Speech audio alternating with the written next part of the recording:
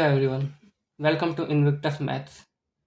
हम चैप्टर 2 के 2.4 exercise complete कर चुके हैं, सॉल्यूशन सारे। ठीक है, अब हम आ चुके हैं एक्सरसाइज 2.5 पे। 2.5 से पे चलने से पहले हम हल्का सा इंट्रोडक्शन ले लेते हैं। ठीक है, सिमिलर इंट्रोडक्शन ही है 2.4 की तरह, फिर भी थोड़ा सा कर लेते हैं। ठीक है, तो 2.5 में क्या खास बात है? 2.5 में लीनियर रिलेशनशिप।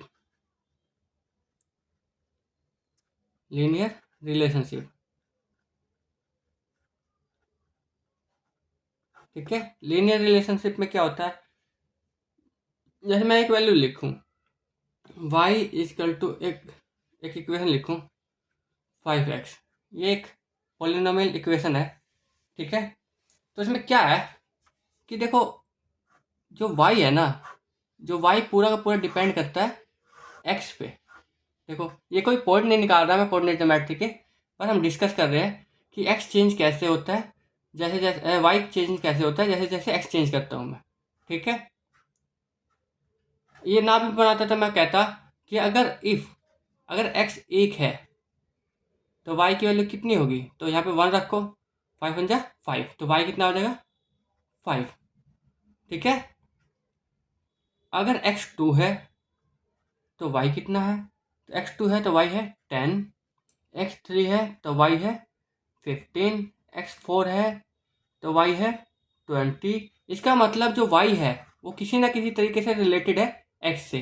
जैसे जैसे x चेंज हो रहा है वैसे वैसे y भी चेंज हो रहा है। अब मैं प्लस माइनस की बात नहीं कर रहा, ठीक है, बस चेंज हो रहा है उसके हिसाब से। ठीक है, तो इसी को कहते हैं लीनियर रिलेशनशिप। ठीक है, बट तुम्हारी बुक में जो सपोर्ट कर रखा है वो इस लीनियर रिलेशन के बारे में सपोर्ट कर रखा है, y is equal to a x plus में बी।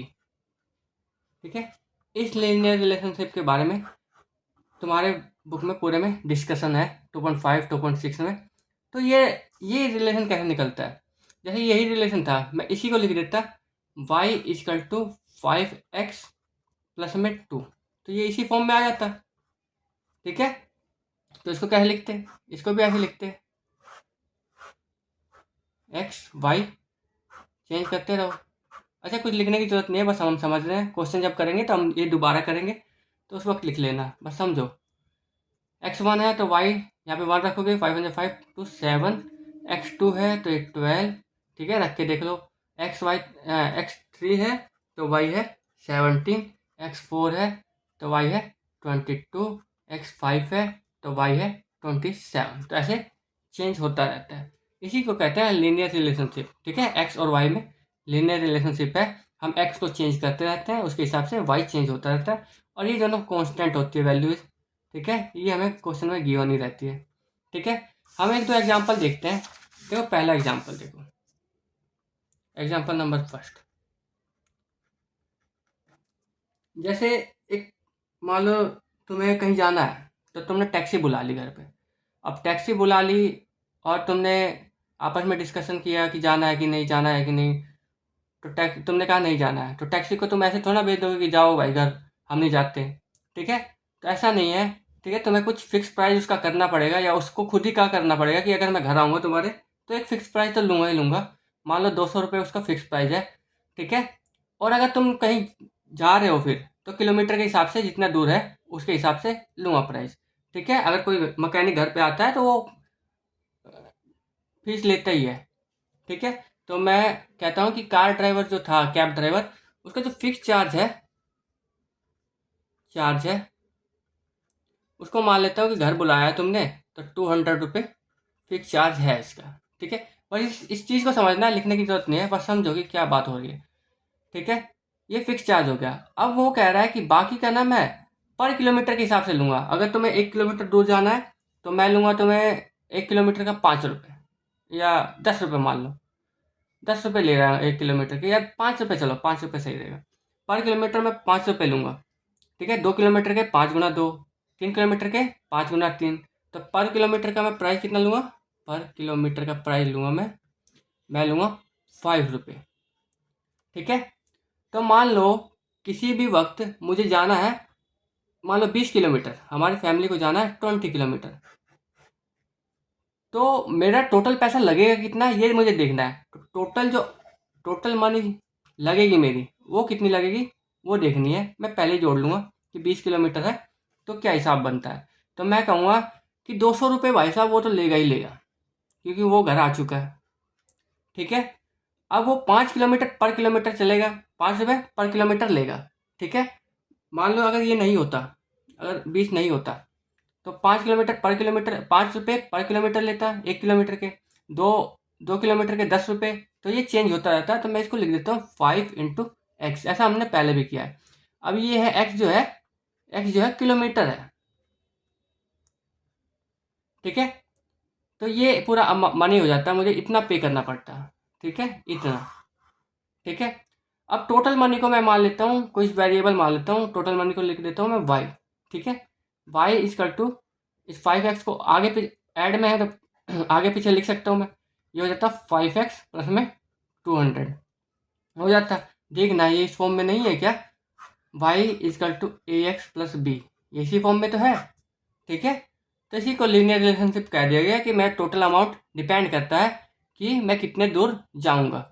ठीक है, तो ये लीनियर रिलेशनशिप शो करता है टोटल अमाउंट और किलोमीटर में। ठीक है, जैसे इस केस में हो गया, फर्स्ट केस में है मुझे 20 किलोमीटर जाना है, तो तुम्हें सोचने की ज़रूरत नहीं है। टोटल अमाउंट कैसे निकलेगा, y लिखोगे 20 किलोमीटर जाना तो 20 प्लस में 200, तो ये आ जाएगा 100 प्लस में 200, तो 300 रुपये तुम्हें पे करने पड़ेंगे। ठीक है, 20 किलोमीटर के लिए। अब तुम्हें कितने भी किलोमीटर जाना है, मान लो 30 किलोमीटर जाना है, तो देखो मैं 30 किलोमीटर के लिए अलग से भी बता सकता था। देखो मैं बताता हूँ, 200 रुपये मेरा फिक्स चार्ज प्लस में 30 किलोमीटर के लिए 5-5 रुपये। तो ऐसे भी सोच सकते हो तुम, जरूरी नहीं मुझे इक्वेशन ही बनानी है और करना है 5-15 या 350 रुपीज़। ठीक है, इतना रुपये।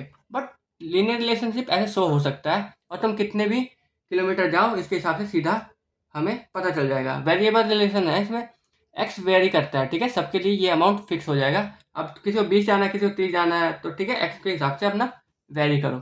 ठीक है, ये हो गया लीनियर रिलेशनशिप। तो हमें टोटल अमाउंट ऑफ मनी पता चल गई। इसमें जो ये था ये फिक्स चार्ज था, फिक्स चार्ज है, और ये चेंज होता है, वेरी करता है सिचुएशन के हिसाब से। अगर तुम्हें 20 जाना है तो 20, तुम्हें 30 जाना है तो 30, तुम्हें 40 जाना है तो 40। इसी को कहते हैं लीनियर रिलेशनशिप, और ये हमेशा इस फॉर्म में कन्वर्ट हो जाती है। ठीक है, कोई कहेगा कि भाई साहब अगर ये हो ही ना तो बस मैं कहूँ कि फिक्स चार्ज नहीं ले रहा, मैं चार्ज पर किलोमीटर जा रहा हूँ। ठीक है, 5 रुपये दे रहे हो ना तुम, तो 5 रुपये दो पर किलोमीटर के, प्लस में जीरो रख लो। ये भी a प्लस बी वाई कर to a x plus b में कन्वर्ट हो जाएगा, और यहाँ पे बी बट जीरो होगा। ठीक है, और a 5 फिक्स है। ठीक है, ये कॉन्स्टेंट वैल्यूज है, और एक्स चेंज करते रहो और तुम्हारी वैल्यूज निकलती रहेगी। जैसे 1 किलोमीटर के यहाँ पे 1 रखोगे 5 रुपये लगेगा, क्योंकि हर किलोमीटर के 5 रुपये, 2 रखोगे 10 रुपये, ऐसे ये चेंज होता रहेगा। ये है पहला एग्जाम्पल लीनियर रिलेशनशिप का। ऐसे ही दूसरा एग्जाम्पल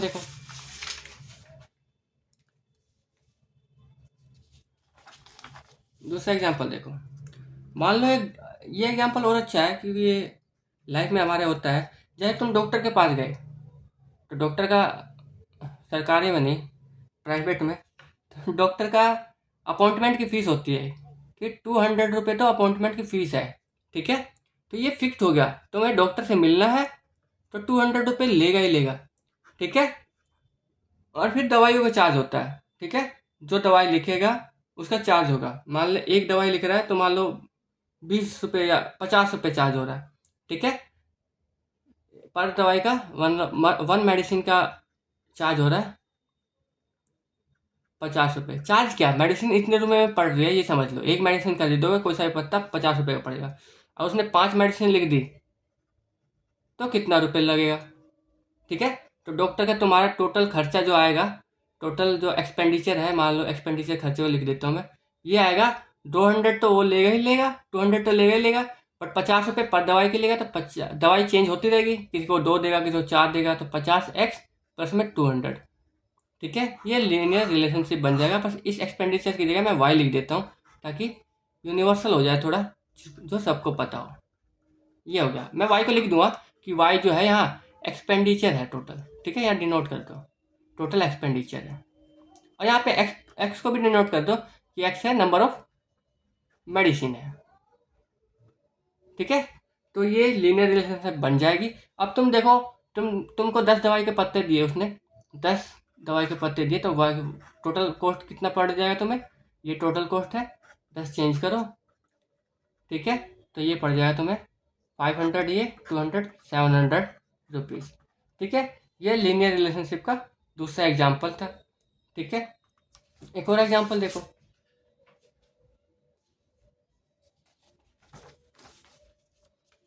ठीक है। तुमने पबजी लिया, पबजी गेम, पबजी, पता नहीं मुझे लिखना नहीं आ रहा, पबजी जो भी हो, पबजी, ठीक है। उसमें तुमने एक सब्सक्रिप्शन लिया, ठीक है।